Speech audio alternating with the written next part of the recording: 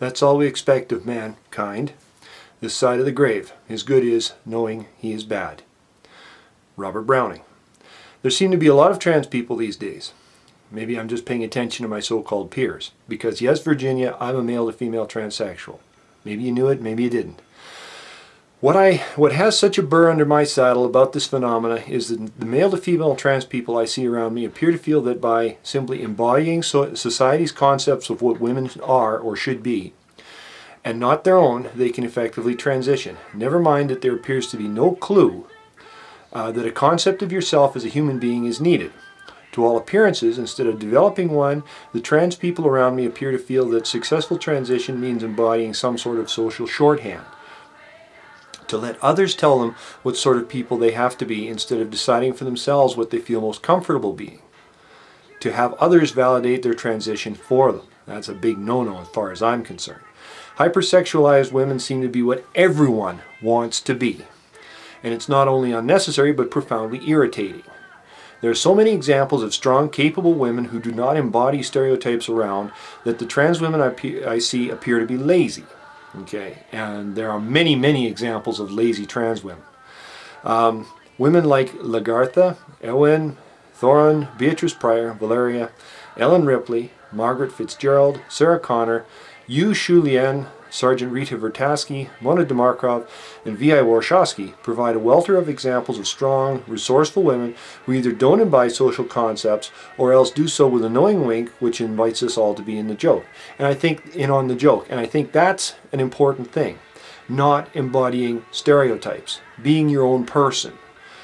A lot of trans women appear to do just that, embody stereotypes. I have to be a bombshell, I have to be gorgeous, I have to be this, I have to be that.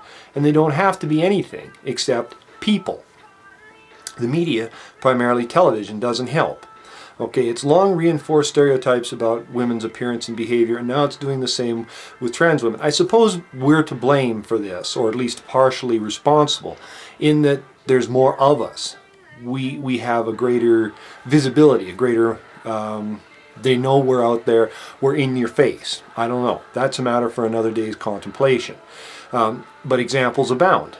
And an excellent example is the Warshawski and Straczynski. I would be remiss if I didn't mention J. Michael Straczynski's involvement in this. The Netflix opus Sense8, which has a transgender character, Nomi Marks, played by Jamie Clayton. In what I'm sure is an enormous stretch of ability for her. I watched a few episodes with my flatmate, but I don't care to see any more because Sense8 reinforces so many stereotypes about how trans women should behave that it makes me sick. Violently, physically sick. Unfortunately, it can all be traced back to Lana Wachowski's experiences, and unfortunately for the rest of us, Lana highlights an experience too many trans women have in being spokespeople for the community. What is true for one person is not necessarily true for anyone else, or even one other person. Listen to this. Lana Wachowski, a trans woman, has written the first transgender character of her career, and she's used her own experiences. It is some very intense autobiographical scenes, and that was very surreal. What's going on? Did Lana Wachowski have a really hard life? I don't think so. We're not made of glass. We don't wilt at every sign of adversity that comes along. I wouldn't watch one more minute of Sense8 because Jamie Clayton's portrayal of Nomi Marks teaches us that trans women whose first interaction with another trans woman is her portrayal of her character, that they have to be weak, and they don't have to be. Trans women don't have to be anything except people.